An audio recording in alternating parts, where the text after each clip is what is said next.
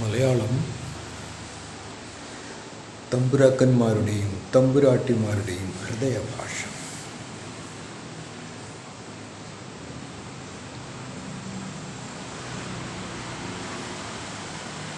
മഴക്കാലം തുടങ്ങിയ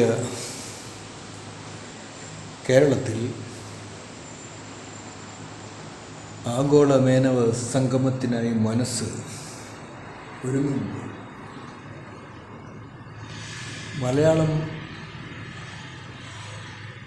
മേനവ സംഗമത്തിൻ്റെ ഒരു ദിവസമായ 9th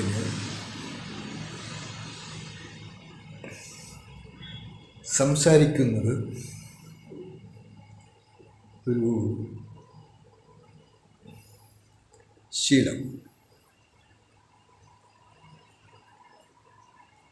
കാഷ്വൽ വേർഡ്സ്. മലയാളം ഞാൻ പഠിക്കുന്ന രീതി വ്യത്യസ്തമാണ്. പ്രവാസി സംഗമത്തിന് വേണ്ടി മനസ്സ് തയ്യാറാകുമ്പോൾ കേരളത്തിന് പുറമെ കേരളത്തിന് വെളിയിൽ ജീവിക്കുന്നവർക്ക് മലയാളം കേട്ടാൽ മലയാളമാണെന്നറിയാം.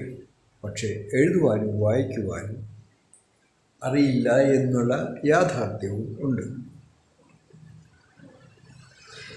അപ്പോൾ മലയാളം പഠിക്കുന്നത് ഒരു പ്രത്യേകമായിട്ടുള്ള രീതിയിലാണെങ്കിൽ ആധ്യാത്മികമായിട്ടുള്ള ഒരു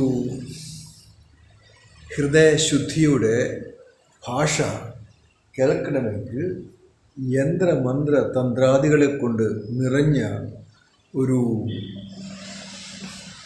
മലയാള സമൂഹത്തെ തിരിച്ചറിയണം. അവിടെ മേനവന്മാർക്ക് ഒരു മുൻതൂക്കം ഉണ്ട് താനും. യന്ത്രം, മന്ത്രം, തന്ത്രം അതെല്ലാം സാംസ്കാരികമായിട്ടുള്ള സംസ്കൃതത്തോട് കൂടി ഇണങ്ങിച്ചേർന്ന് നിന്നിട്ടുള്ള ഒരു ഭാഷയുടെ മഹത്വത്തിലാണെങ്കിൽ മലയാളത്തിന് ഒരു ശുദ്ധമായിട്ടുള്ള ഭാഷയുടെ സാങ്കത്യമുണ്ട്. ഞാൻ മലയാളം പഠിക്കുന്ന രീതി ആധ്യാത്മികമായിട്ടുള്ള ബോധം കൊണ്ടാണ്. അവിടെ പര, പശ്ചിമി, മധ്യമ, വൈഖരി മുതലായിട്ടുള്ള നാദങ്ങൾ അതെങ്ങനെയാണ് ശരീരത്തിൽ ഉത്ഭവിക്കുന്നത് എന്നെല്ലാം നോക്കി അതിലൂടെ ഇൻറ്റേർണൽ ലൈഫിന് അനുയോജ്യമായിട്ടുള്ള രീതിയിൽ ഞാൻ ഭാഷയെ ഒരു പ്രത്യേക രീതിയിൽ ഇണക്കുന്നു.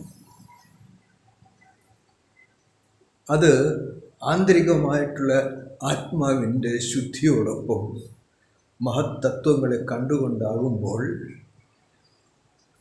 പണ്ടുമുതലേ പറഞ്ഞിട്ടുള്ള പല യാഥാർത്ഥ്യങ്ങളും മനുഷ്യർക്ക് ഭാഷയിലൂടെ തന്നെ അനുഭവപ്പെടുമാറ് ബോധ്യമാകും, അനുഭൂതദായകമാകുകയും ചെയ്യും. അവിടെയാണ് ഭാഷയുടെ തരംഗങ്ങൾ വൈബ്രേഷനായി ഇൻറ്റേർണൽ ഓർഗൻസിനെ ശുദ്ധീകരിച്ച് അത് നാദമായി അവരവരുടെ ഉള്ളിലെ ഒരു ഭാഷയായി രൂപാന്തരപ്പെടുന്നത്. അതിന് 9 പ്രത്യേക സൂക്ഷ്മമായിട്ടുള്ള ചക്രങ്ങൾ ഉണർത്തുകയാണെങ്കിൽ കുറച്ചുകൂടി മഹത്വമായി ഹിന്ദു ചക്ര, രോചനി ചക്ര, നാദചക്ര, നാദാന്ത ചക്ര, ശക്തി ചക്ര, വ്യാപിനി ചക്ര, ഉന്മനി ചക്ര, മനോന്മനി ചക്ര, മഹാബിന്ദു ചക്ര അതെല്ലാം ആജ്ഞാചക്രത്തോട് കൂടിച്ചേർന്ന് അതിസൂക്ഷ്മമായിട്ടുള്ള തരംഗങ്ങളെ വേർതിരിച്ച് അവരവരുടെ ഉള്ളിൻ്റെ ഏത് ഭാഷ സംസാരിക്കുകയാണെങ്കിലും അതിലൂടെ അനുഭവപ്പെടുത്തുവാൻ പറ്റുമാറ് ഹൃദയശുദ്ധി ഉണ്ടാക്കുന്ന രീതിയിൽ ക്രമീകരിക്കുകയാണെങ്കിൽ ആധ്യാത്മികമായിട്ടുള്ള ഭാഷയുടെ വ്യത്യാസം മനുഷ്യർക്ക് മനസ്സിലാകും. അതിന് ശുദ്ധമായ ഭക്ഷണവും ശുദ്ധമായ വായുവും പ്രാണായാമ യോഗ എല്ലാം ശരിക്കും അറിഞ്ഞിരിക്കണം.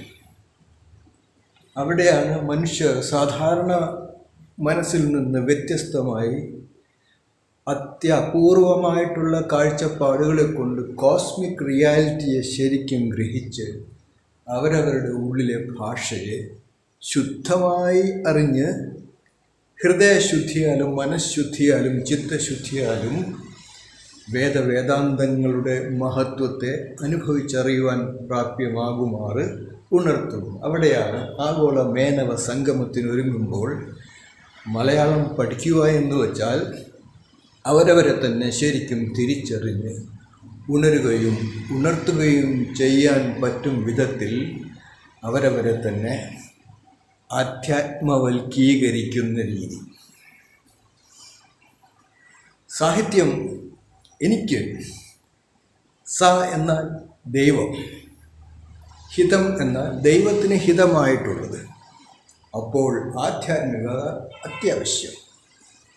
ദൈവത്തിന് ഹിതമല്ലാത്തത് മനുഷ്യരെ ദുഷിപ്പിക്കുന്നു. ദൈവത്തിന് ഹിതമായിട്ടുള്ളത് മനുഷ്യരെ സന്തോഷിപ്പിക്കുന്നു, ഉണർത്തുന്നു, ഉയർത്തുന്നു. അവിടെ ഭാഷയുടെ വൈദഗ്ധ്യം വെറും വായനാശീലവും എഴുത്തുമല്ല, അതിനേക്കാൾ ഏറെ അവരവരുടെ ഉള്ളിലെ ദിവ്യത്വത്തെ കണ്ടുകൊണ്ട് മനുഷ്യരാശിയുടെ ഉള്ളിലുള്ള ദിവ്യത്വത്തെ തിരിച്ചറിഞ്ഞ് അവർ ഉദ്ധരിക്കുന്ന വിധത്തിൽ മനുഷ്യർ തയ്യാറാകുമ്പോഴാണ് ഭാഷയുടെ മഹാത്മ്യത്തോടൊപ്പം അവരവരെ തന്നെ തിരിച്ചറിഞ്ഞ് അവരവരുടെ ഉത്തരവാദിത്വങ്ങളെ നിറവേറ്റാൻ കഴിയുന്നു. അവിടെ ആഗോള മേനവ സംഗമത്തിനായി മേനവന്മാർ ഒരുങ്ങുമ്പോൾ അത് മനുഷ്യരാശിയെ കണ്ടുകൊണ്ട് തന്നെ സോൾസുകൾക്കും എങ്ങനെയാണ് അവരവരുടെ കഴിവുകളെ തിരിച്ചറിഞ്ഞ് അതിലൂടെ ശക്തി പ്രാപിച്ച് പവർ യോഗ മുതലായ കാര്യങ്ങളെ ശരിക്കും ഗ്രഹിച്ച് അവരവരെ തന്നെ ഉയർത്തി മനുഷ്യരെ ഏറ്റവും ഉയർന്ന അവസ്ഥയിലെ ചില ബിസിനസ് പങ്കാളികളായി അവരവരുടെ ദൗത്യത്തെ വലിയ ധനസമ്പാദന മാർഗത്തോട് കൂടി ചേർന്ന് നിന്ന് ഉണർത്തുവാനും ഉയർത്തുവാനും നല്ലവണ്ണം ജീവിക്കുവാനും കഴിയുമാറാക്കുന്നത്. Casual words only for missile, for the sake of my interactive session with souls in my travel mode. ആഗോള മേനവ സംഗമം. Souls gathering, words meet together. Malayalam തമ്പുരാക്കന്മാരുടെയും തമ്പുരാട്ടിമാരുടെയും ഹൃദയഭാഷ, ആത്മീയ ഭാഷ. Love to all. Nijraj Yogic philosophy and its highest version.